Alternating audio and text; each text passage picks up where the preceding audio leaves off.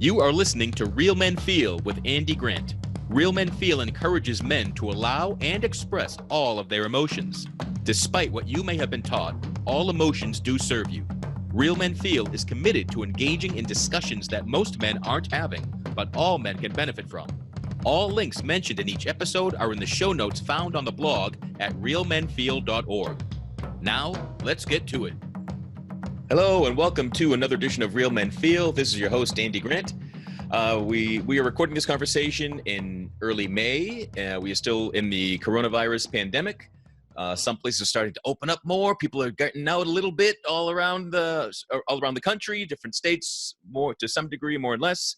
And with being shut in, with being let free, with not being let free, there could be a lot of emotions boiling up. And emotions are something that we're going to really dive into specifically in this conversation. Certainly emotions are a big part of the subject for the entire existence of Real Men Feel. I'm proud to welcome back prior guest, AJ Big Al Alfaro. He's a recognized leader in the male enhancement industry. For more than 20 years, Al has helped men in areas that are they most uncomfortable seeking help in. Al is the founder and lead coach at maleenhancementcoach.com. He specializes in helping men increase their sexual health with programs for both the body and the mind. Al is also the manager of pegym.com, the largest male enhancement forum on the internet. So Al, it's great to have you back. Thank you for having me back, Andy. So let's start with the kind of the elephant in the room these days. How are you managing the pandemic and life being at home? How are things going for you? Well, I'm doing well, thankfully. I know that there are a lot of others out there who are struggling either through illness or just upheavals in their lives. But I could say from my own family, things are a little different. We got the kids at home, so that's a change. But I see it as a positive one, at least. I love seeing my kids and having them home, but they miss being at school, with their friends and things like that. But we're living in strange times. This is, I think, unique in modern history. Anyway, I know that things like this have happened before, but I think it's different now that the world is so connected. We're able to see this happen in other places. Yeah, I think that's helping. I can't imagine what it was like, for the time of the Spanish flu, like 1918, 1917, when you couldn't see that it is global and you can see things getting better in parts of the world. So, it isn't forever. But yeah, it's certainly interesting times, as you said. Now, you were first on the show back November 2019, talking about male enhancement and really dispelling some of the myths and the scams and helping me and a lot of men realize that there are things you can do to strengthen and bring more vitality and health to your penis and to your overall sex life. Yes, I recall that interview. I really appreciate having me on for that time. Cool. And you reached out since then, and so you do a lot of coaching of men as well, in kind of all areas of life. And you had talked about the importance of emotions in sex, and that a lot of guys almost they try to deny that, or they think sex will be better without emotions. So do you want to explain what you've been seeing? Yes, I think a lot of things feed into that. Maybe it's cultural, maybe it's media influence. But I think a common scenario would be someone who is not very secure in themselves. And I think if we're really honest with each other, deep down, every human has these feelings of inadequacy. And I think they're multiplied when you throw in a lot of other factors. And I think it's even made worse when you attempt to take emotion out of it. I mean, if you think about, what sexual contact is, that's about as intimate as you can be with another human being. And when you attempt to divorce emotion from that, bad things happen. But I think that's a typical response. I'll give you a scenario. Let's take a guy who, isn't secure with himself, and perhaps he's had a negative experience in his life, or he sees a lot of porn, so he thinks, well, I can't perform like these guys, or just whatever, whatever scenario you want to come up with. And this guy may not be confident of himself sexually. So one of the things that men do, and I call this the dark side of male enhancement, because it is an interesting tactic, and it's effective up to a point. And these guys, what they do is they essentially use the brute force approach and say, well, I'm going to do my best to divorce emotion from the equation. I'm just going to go out and have lots of sex, meet women or men if that's their preference, and just get notches on your belt, so to speak. It's just going out there and conquering.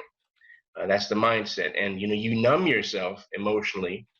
You let that just that most animal part of yourself take over, and just perform almost by instinct. So it's like you're really just having sex to have sex. It's more of an ego gratification kind of thing.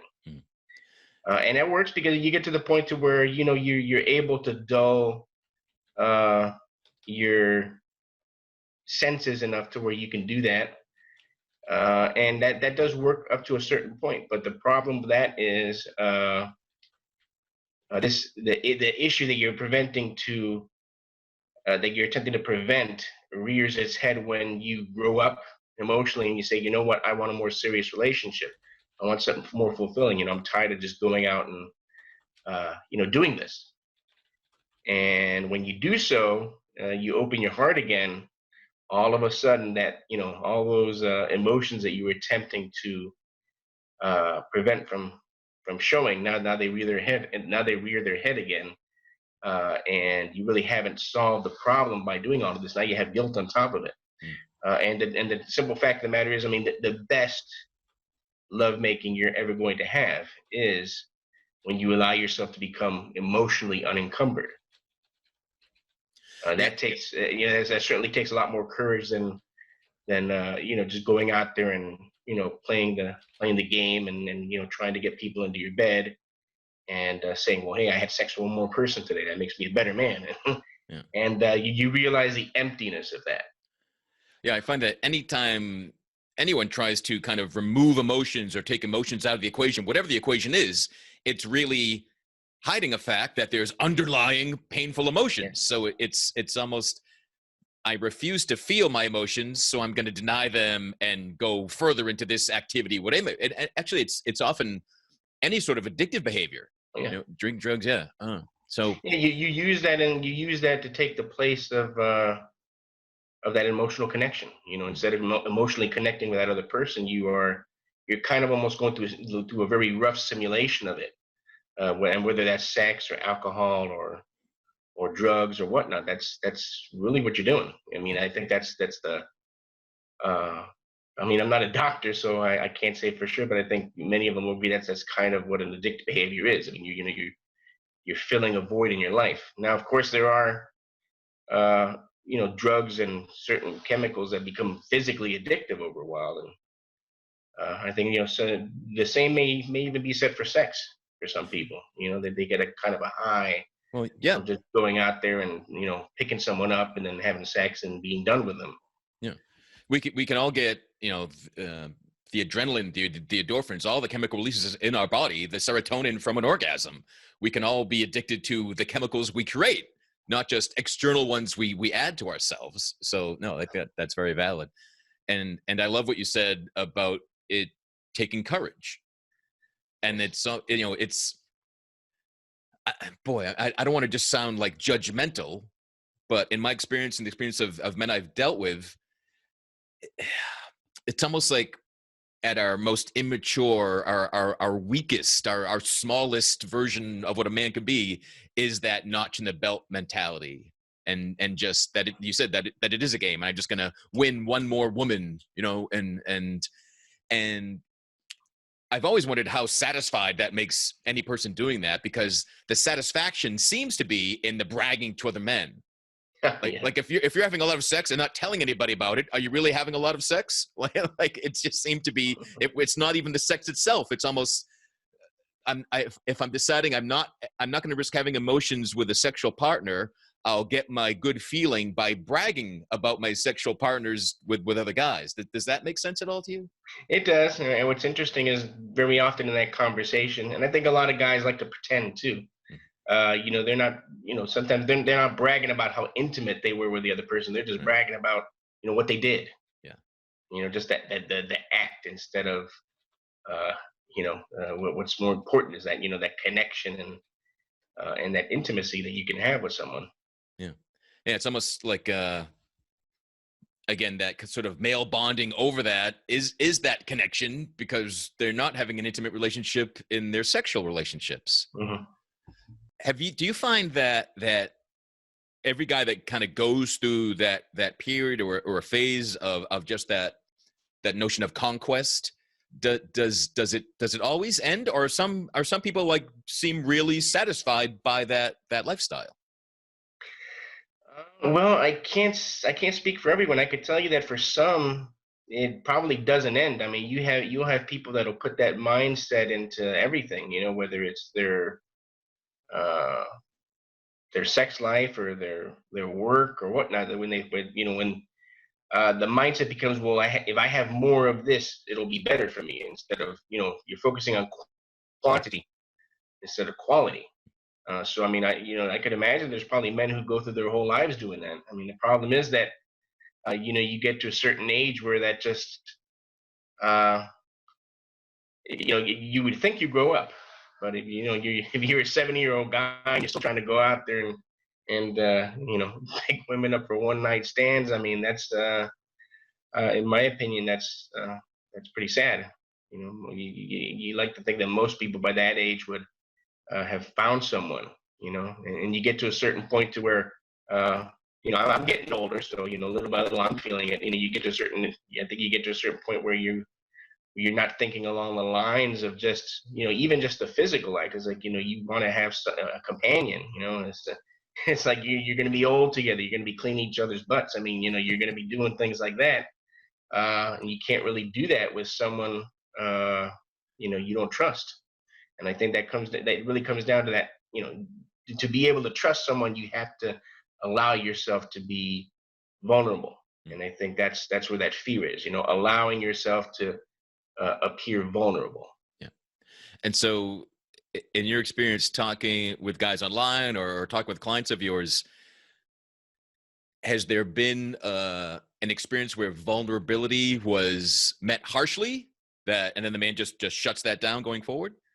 Yeah, you do. I mean, you do hear some horror stories about men in that scenario, and it's interesting because I'll get some. It's not just younger guys, but it's usually younger guys in their 20s. Some of them, they're going to college, so they're in a new kind of experience. And a big complaint I get is like, these guys, they're looking to make themselves more confident so that they can go out to clubs or parties or whatnot, and to be able to have those one night stands. And I asked these guys to reflect. I said, well, so let's take a step back here and really reflect on what it is you're trying to do. I said you're carrying around this fear over something that hasn't happened yet, but you're worried about it because their big thing is, well, I'm worried that these girls are going to ridicule me, or they're going to go back and tell their friends and things like that. I said, you think about it, so you're wasting all of this emotional, one of the questions I asked, I said, so you really have no emotional connection with this person. I said, people you haven't even met yet, and yet you're worried about what their responses are. I said, that's purely ego based. You're wasting all of this emotional energy being afraid over what someone you don't even care about thinks. Yeah, and And that that's seems to that seems to hint that they're already lying to themselves. yeah, So you're already, I'm already connected. If I you're care about what you think, I'm obviously connected to you at some level. exactly. And then I do hear stories. You hear stories about guys who get into these scenarios and things don't go well. They might have performance anxiety, they can't perform, or worse yet, even they may have been made fun of. This is not just men that play the power game. Women will do it too, and they're the victims of that, and that it's a kind of trauma, and you might react very different ways to that. Some men, shut down. Some men go the route that I mentioned, where they say, "Well, I'm going to do what I can to, not experience that kind of shame again." When the reality would have been, if you would have been a little bit more choosy about, who you sleep with, you probably would have learned more about that person. And if they're not very nice, maybe you shouldn't be taking them to bed. And I know that's not the answer a lot of guys want to hear, because it's like, well, I want to be able to have sex with anyone and whatnot. And I guess you can get to the point where you can do that, but when you get wise enough, you reflect and you say, well, why am I doing that with this person anyway? Even if they're attractive, I said, if they're not very nice people, if there's someone who would, make fun of you, or just, play that power game with you, why would you be taken into bed in the first place? Right. Yeah, I'd love guys to examine, like, I want to have sex with everybody I see. Mm. Well, why? Like, what is the result? What is there emotion that you hope that brings you? Is it happiness, success, whatever it might be? Or is it that's almost a distraction to get away from the emotions you're afraid to feel? Like, you don't have that courage. I think that there's definitely a lot of that, and it just uh, I think we want simple solutions to complex problems. And sometimes the solution is just, taking your time, and taking a step back and looking at what you're doing and looking at who you're getting into it with. Hmm. But I think it also comes down to valuing yourself. I mean, if you don't value yourself, if you don't love yourself, it's going to be difficult for you to expect other people to automatically do that. And not only that, but you have to be careful, because you can attract the wrong type of people. Some people, they radiate that self-loathing, and other people, those predatory people, will come in and pick up on that. Hmm. And lots of bad things can happen with that. Hmm. You see men in relationships with others who are, these men might have money or whatnot, or it's just something that that other person wants to, you know be a parasite on them for. And uh, you see that, and it's pretty sad, but it happens because you're just not cognizant of what's going on. Hmm. And sometimes just really taking stock of what you're doing, and trying to really assess the person before you take that next step is always a good thing. But you see a lot of the opposite now. It's like, I think there's a lot of wisdom in what some of the other generations used to do, with taking their time before you became intimate. It might not seem like that now, but we could learn a lesson from that. And now it's almost like the I guess the general idea is, you meet and you have sex first, and then you have a relationship. And it just if you think about it, there's a lot of problems with that. Yeah.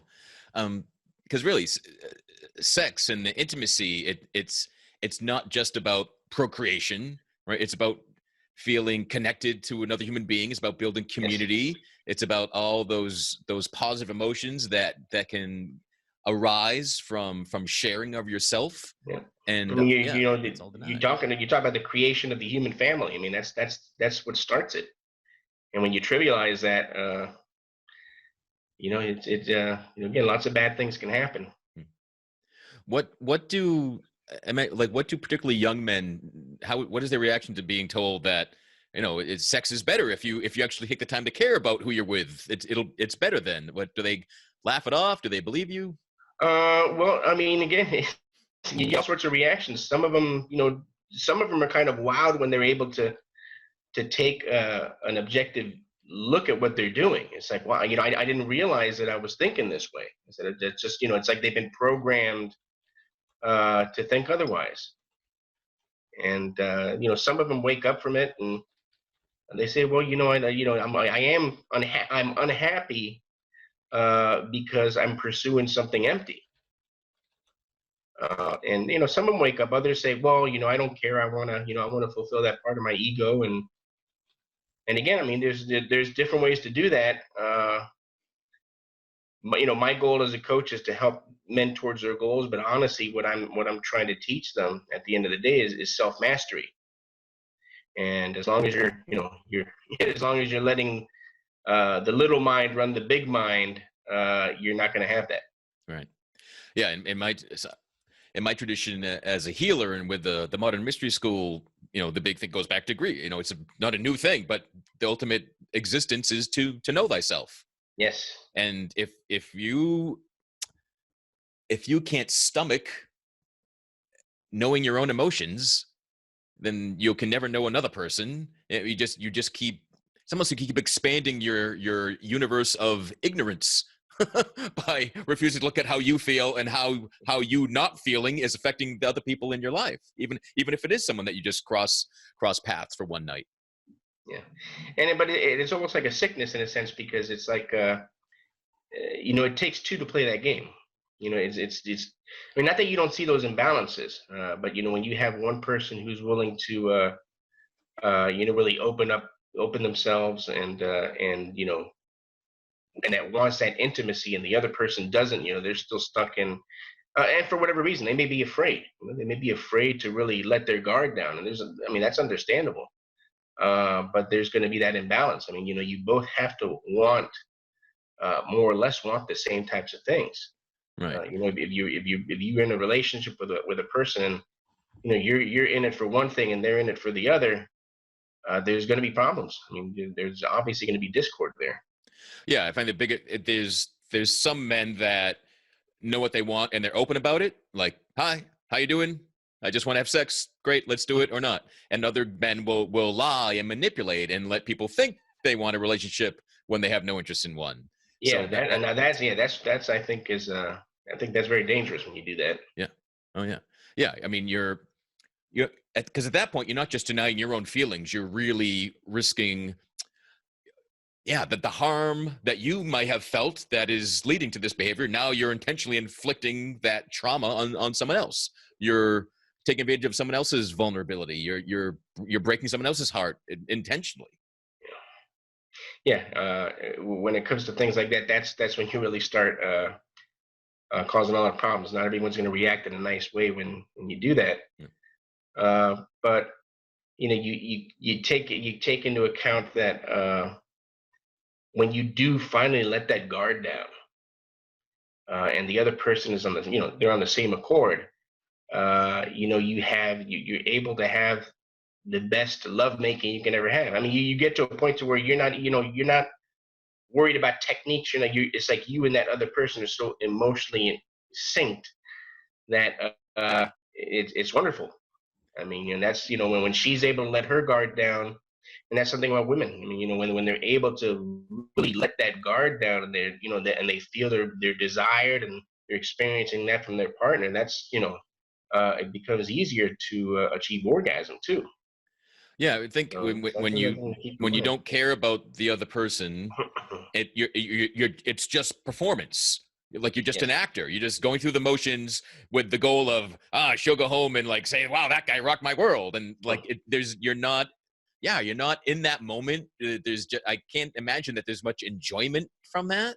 Yeah, and I've spoken to some women in my career, and when we talk about that, and we talk about the performance aspect, and that's one of the chief complaints that women have about the way a lot of men have sex, is that even if their penises are large and hard and they can go through the act, it's like they talk about these guys like they're the guys that are just not there. It's like it's almost like they're working out math problems instead of in their head, instead of actually looking at what's in front of them and experiencing it. They're just not into it. It's like their minds are somewhere else. They're worried so much about the performance. Well, I have to do this. I have to please her, and it's you're not enjoying yourself, which is really sad. You're not, because you allow yourself to be emotionally unencumbered. In that sense, you get a lot more pleasure out of it, and so does she. You mentioned a few times the programming that goes into having men think that it's emotion should be removed from sex. What are some examples of that programming? Well, I think there might be a lot of influence with porn. You look at a lot of pornography that's geared towards men. You don't really see that intimacy. You just see very raw performance, and I think part of it is that these guys are not being. I mean, they're not. You can't. It's tough to blame them, but they're not being taught otherwise. I mean, do they have someone who is talking to them when they're younger, and telling them about teaching them about self value and things like that. And as they get older, they start becoming sexually active. Hey, it's you really need to be careful what you're doing, and you should reserve this for people that you care about. And just that type of subject. I mean, most guys aren't taught this. There's a lot of shame involved in doing so. And you have fathers that are afraid to talk with their sons about uh, the future, their future intimacy, and that can lead to problems. One generation doesn't teach the next, and they don't teach the next, and there's a kind of evolution going on. What do you see as the most likely cause or reasoning that a man realizes this isn't working for them? Like, is it a single incident? Is it just years of unhappiness? Like what?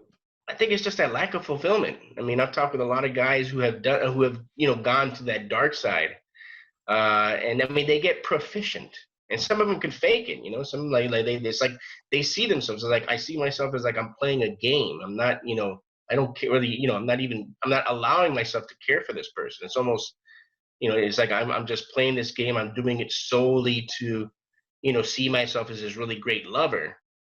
And there's something missing. Years go by. For some guys, decades go by, and they become extremely unhappy. It gets to a point. It's like, it's like these partners become placeholders. There's no depth there, and it might sound fun for a little while. Oh, hey, I got over my fear. I'm able to do this. And yeah, I might even, be able to play the game enough to where I can get her off, and things like that. But you take a step back and you look at that, and it's like, where's the depth in that? I mean, well, okay, so you're a great actor. I mean, are you happy? Are you fulfilled? And they're not. It's just like you can reflect on that and say, all this time that I wasted, pursuing these ideas that I needed to be this type of person, or I needed to act a certain way. And then these guys, years later, it's almost like they have to start from scratch. It's like I have to learn to become a whole human being. Yeah, I was going to ask, like, once someone comes to the realization that they're unhappy, they're not fulfilled, they realize that at least part of that is their sexual life, their sexual experiences. And so what is the path? I think the path is to you really, if you don't value yourself, you're going to have problems, allowing other people to come into your life, because you're going to be afraid. There is, in any kind of relationship, you have to, for that relationship to have depth, there has to be, you have to allow that vulnerability. I mean, how are you going to share your heart with someone unless you open it up to them? And if you can't do that, then you're deliberately closing parts of your life. And I'm not saying, of course, you have to use caution, use prudence. You're not going to do that with just anyone you meet. It's not like, hey, how you doing? I'm going to put my heart up to you. You get to know the person and whatnot. And I think again, there's a lot of wisdom in taking your time and doing things, and not just rushing into it. For that conquest. Yeah, and it's strange because, again, I think this game has been going on for so long that sometimes the other person may think that, well, if he's not trying to get me into bed immediately, there must be something wrong with me. So that's been going on too. If you talk with women, they'll say that. A lot of them will say that. It's like, well, if he's not immediately sexually interested in me, then there has to be something wrong with me. So it's like that game has been, it affects both sides. Right. This has been going on for so long that the results of just that attitude have crossed from men into women, and that now I see some women act the same way of trying, like, well, it's almost like the new feminism is I'll sleep with as many men as I can, and I won't care about it, and that'll show And the that's world. the problem. Bad behavior on one end doesn't justify bad behavior on the other. I mean, Yeah. if it's not the right thing, it's not the right thing. Right. Yeah, and unfortunately, that's if men do such a great job of faking it and acting that we've convinced some women to follow that path, right? And then what happens with the next generation and then the next generation? I mean, Yeah. it's you have you're seeing what you see now. Yeah. Yeah. Here we are. Hmm.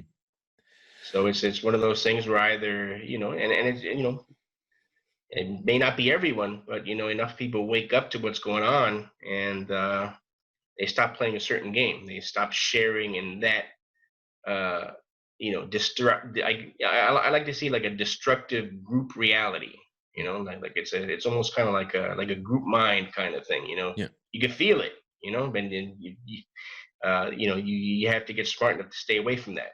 Right. Yeah. So for men finding that that's the type of men that come to me. Men just realize they're not happy. Right. So if you find yourself that, it's time to find a therapist, find a coach, find someone you can honestly, openly share with. We kind of live in a society where people talk about the disposability of men, and it's real, and the suicide rates for men are higher, but it comes down to how we treat ourselves. So if we don't have the courage to feel, if we are so afraid of being connected to someone that we deny ourselves intimacy, then all that just going to build and build and build until we're just like this emotional house of cards that anything can blow down. Yeah. And it's not a good way to live. Yeah. And I'm seeing you see a lot of that. It's difficult to find that in I guess in the mainstream is that masculine strength, and I'm not talking just about the physical strength. I'm talking about just those aspects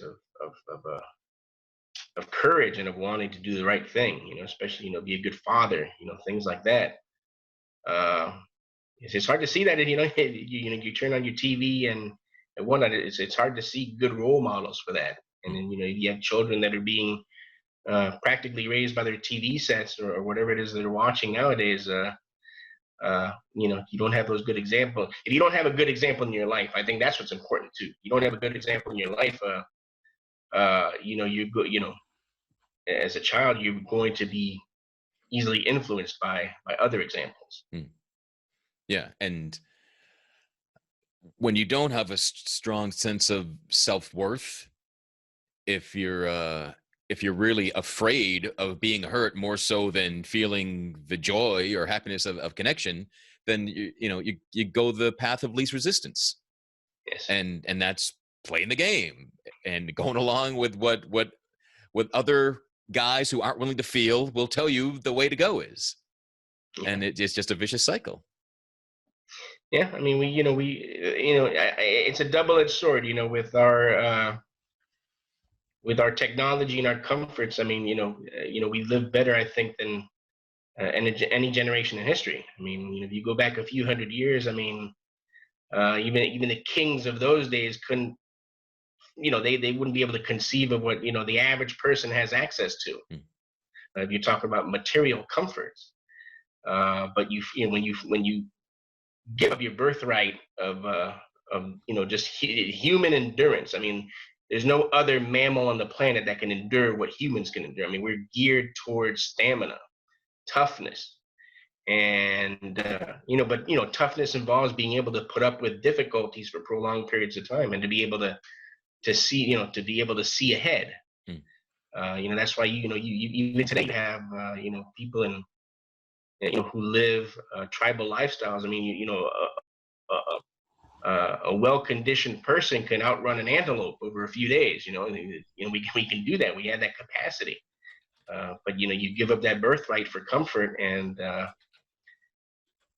you can tend towards weakness. It's very easy to go the route of comfort, and well, I don't want to suffer pain, so I'm going to do the easy thing, just like you said.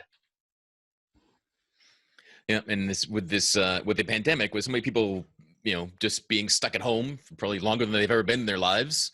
Mm. It's been an opportunity to discover what matters to you. It's an opportunity to discover what you value.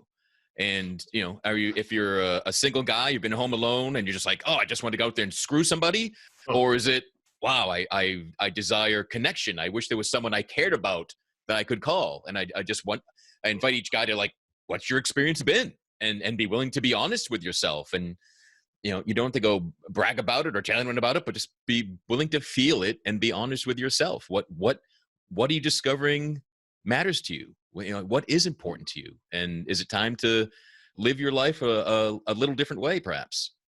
Yeah, I think even throughout all of this, some good can come of it if enough of us have introspected during these times, and you do see a lot of people that are using this time to, uh, I guess, for purposes of self improvement.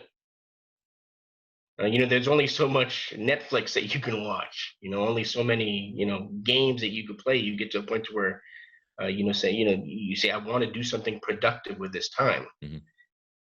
And even if it starts off as just doing a little bit every day, it's just like a seed that you plant that grows. Because there is that part of us that wants to grow as humans. I think that's what makes humans humans. Yeah. We're able to see that, and we're able to nurture that, even if it's difficult and something. And what's interesting is that when you go through those difficulties, you can appreciate them. Like working out. I mean, there's that sense of accomplishment that you get after you work out. Not just the endorphin rush that you get from it, but that sense of accomplishment, and knowing to say, I did something good for myself. I did something that's going to benefit me, and you get a routine going. The weeks pass, the months pass, and you see all of this progress you made, and you know that you can you can shape your life towards the ends that you want that you want to go to. Yeah. Yeah. If what you're doing or have been doing isn't leading you to more happiness and fulfillment and enjoyment of life, then you gotta have the knowledge and wealth, and I better change this, right? You earlier Yes. talked about how this all comes from experience. You can't you can't teach someone to care about other people. Like, I believe it's all innately there, and then society and media and porn, everything can kind of trick us and make us think that it's not, and that there's a better way. But you could trust your experience, and you know um, being hurt once, being laughed at, being ridiculed, it doesn't mean shut all of humanity out based on that. I think life encourages us to keep taking risks. We are incredibly resilient, but we might not give ourselves the benefit of the doubt that we are resilient enough to get through something. So we do all we can to avoid that Yeah. connection. But and there are things to be learned even when you hit those low points. When you hit that, that rock bottom of the emotional ladder. Shame. I mean, that's probably the worst emotion you can feel. There's like an emotional hierarchy of things. All the way from shame to enlightenment. But once you hit rock bottom, I mean, and then you get to the point. I mean, and you ask yourself too. And I think it's very important for all of us to every once in a while just be objective and take a step. It's almost like you observe yourself. It's like, well, what am I going through? And you hit rock, or you hit what you think is rock bottom, and then but sometimes it's like you have to play these games with yourself to get through them. But when you really uh, when you take those blinders off and you say, well, what's the worst thing that can happen? And you have to ask yourself that question, even when you get in a relationship and you're potentially going to open yourself up. Well, what's the worst that can happen? The worst that can happen is that you fail, but that's okay. If you see if you've ever seen little babies learning to walk, they get up and they fall, they get up and they fall. I mean, they're constantly, at least temporarily failing. But what would happen if that little baby who got up for that first time fell and said, well, I don't like this, so I'm not going to get up anymore? What would happen? You never learn how to walk. Right. So you have to allow for the opportunity to fail. And it's the, whether it's in your training or whatever it is you're doing, in your life, with your your love life, your friendships. I mean, if you're going to open yourself to that next level, you have to allow for the possibility of failure. It could happen, but what's the worst that can happen? You fail. Okay, you fail. So what? You start over again. Yeah, because ideally, you learn something. Yes. Right. And yes, Good failure leads to learning something. The real failure is stopping and just never doing it again. That's failure. And yeah, but you actually, if you break it down even further, I like to do these types of things objectively, because it really clears things up. It's like, well, what is it that you're afraid of? Well, I'm afraid that I'm going to fail. I say, okay, so what if you fail? You start over again. Oh, but I don't want to feel bad on this. And what is it that you're feeling bad about? You see, you're at the end of the day, you're worrying about being afraid. You're worried about being put in the scenario where you're going to be made to feel fear. But again, what is fear? Fear is that sensation that you get, that funny feeling in your stomach or whatnot. I said, well, so what? I said, you deal with it. You deal with the funny feeling in your stomach, and you take a deep breath and center yourself, and you push the negative emotion out of your mind, and you just keep going. That's the way you approach a situation that requires you to perform under pressure. Yep. Especially when it's that emotion. When you get caught up in those negative emotions too, and that's what self-mastery is about. It's not about being a slave to your emotions.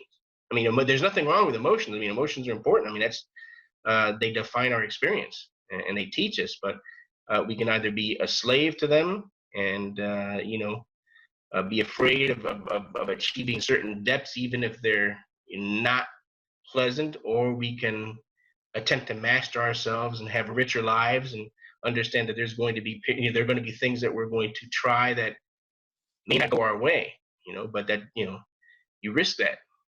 Yeah, and I don't even ascribe to positive and negative emotions anymore.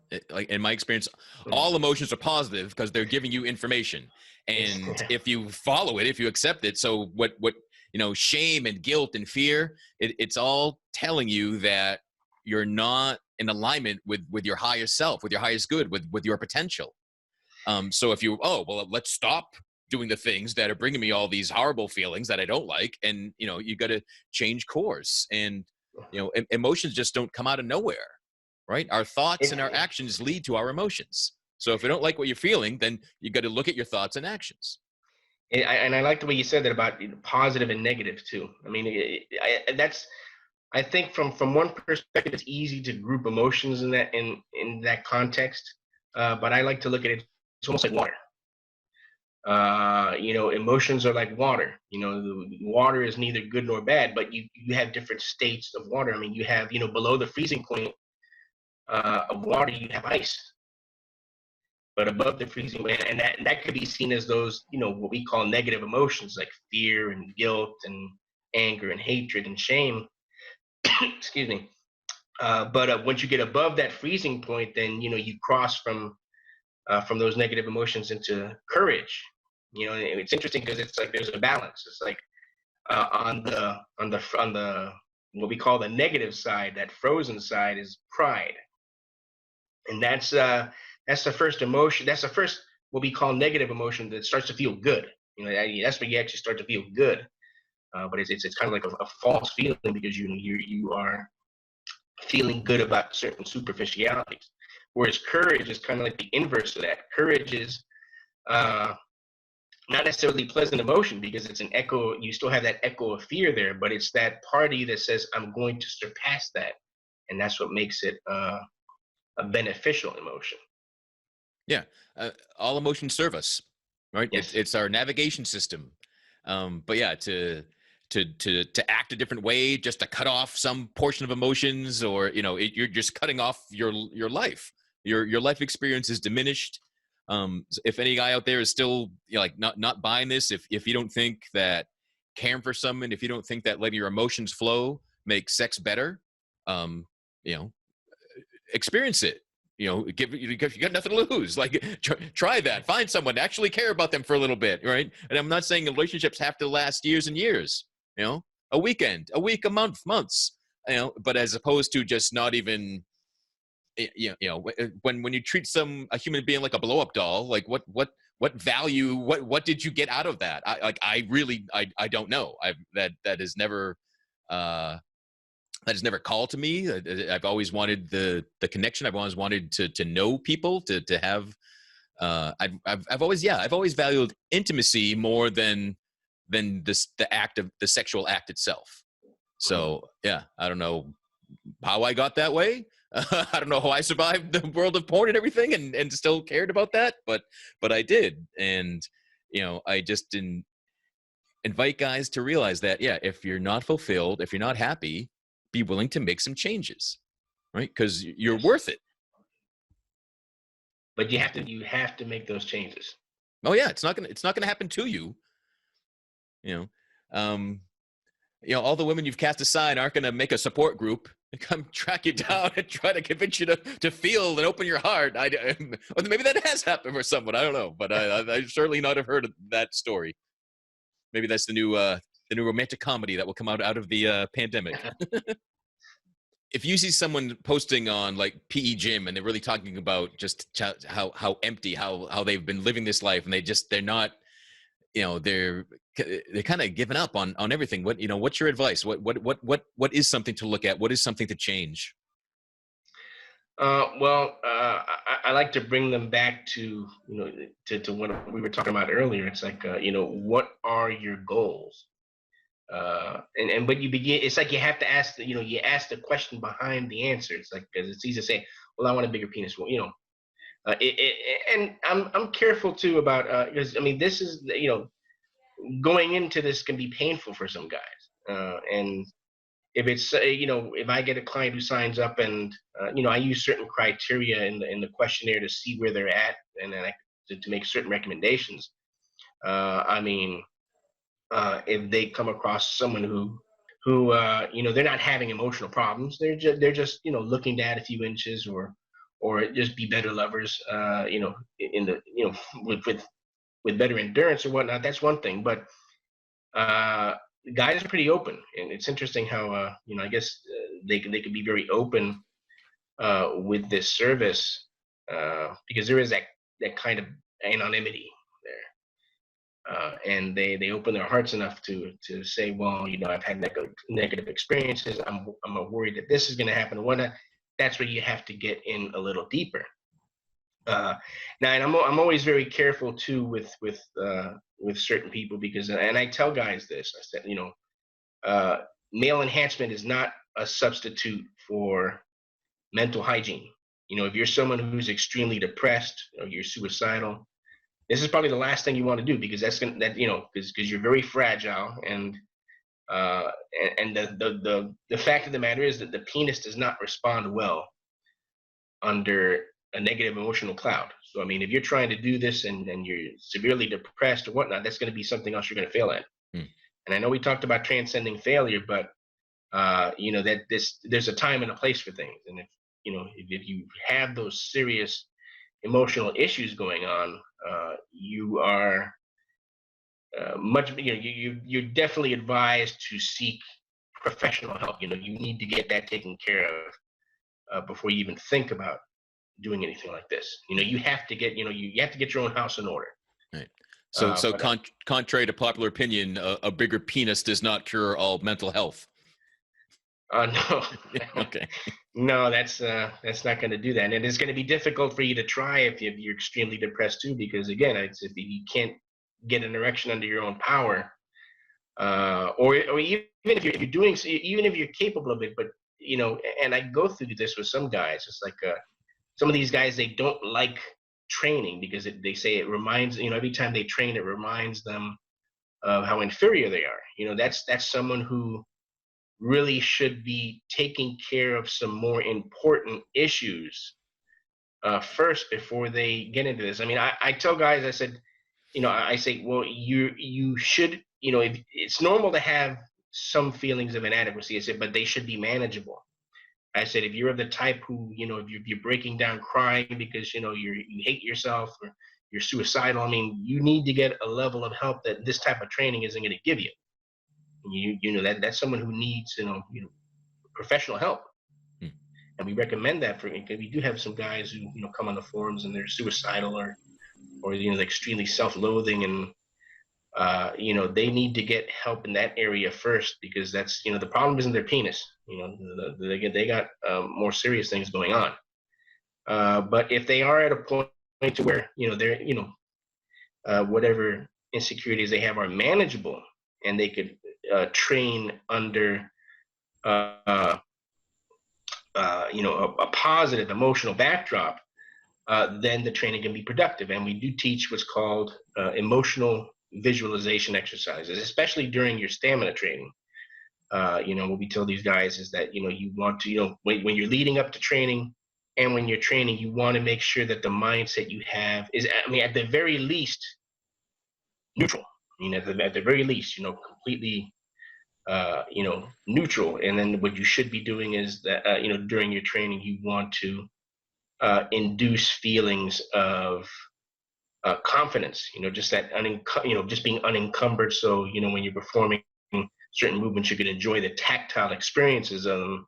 And, I guess, get back to positive conditioning. That's something that we recommend for guys who have gone through things like porn addiction. These guys who they condition themselves to function under, while they're watching porn, but they can't function in the presence of another live human being for whatever reason. So it's like they have to, do away from that negative. They have to, recondition themselves away from that negative conditioning. So it's kind of like you got to clear the slate first before you can build yourself back up. Cool. All right, Al, I appreciate all the work you're doing and spending time with us here today. And for everyone listening, I hope, our candid conversation, I hope it inspires you to have a candid conversation with your friends, with your family. And again, if you don't like how you're feeling, take a look at your thoughts and actions, right? Your emotions don't come out of nowhere, and you can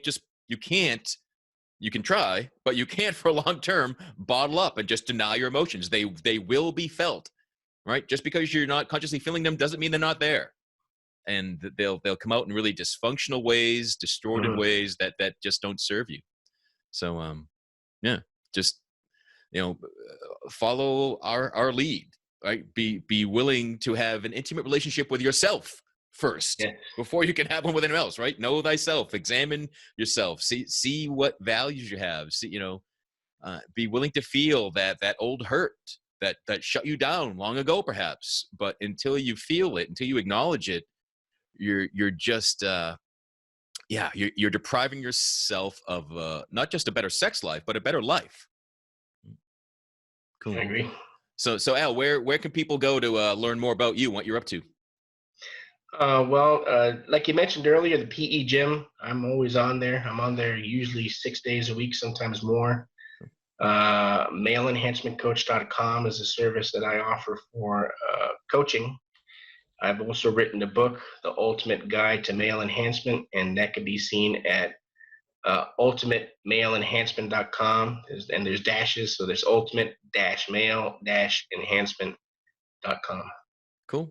So if you're listening to someone you can't grab all that, visit realmenfeel.org. In the show notes for this episode, we'll have all the links to all the places you can learn more about Al and check out his work. And if you need a place to share your experiences with your penis, there are resources for that too. But also just know that you are more than your penis, right? I think that's just a core thing that we're not taught. Like, that's one you got to kind of figure out for yourself, I think. But it's easily to be taught an incorrect version of that, I would say. But thanks again, Al, for joining us. Thanks for everyone listening. And just really, this is making me, I always say, be good to yourself, but really, I mean it from the bottom of my heart. Like, be good to yourself. You're worthy of being joyous. Like, life is meant to be good. It really is. So find a way to treat yourself a little better than even you have been, perhaps. All right? Okay. Until next time, be well. Thank you for listening to Real Men Feel. Contact us at realmenfeel@gmail.com. Learn more about Andy Grant at theandygrant.com. Please subscribe to this podcast and leave a review on Apple Podcasts, Google Play, Spotify, TuneIn, or wherever you are discovering Real Men Feel.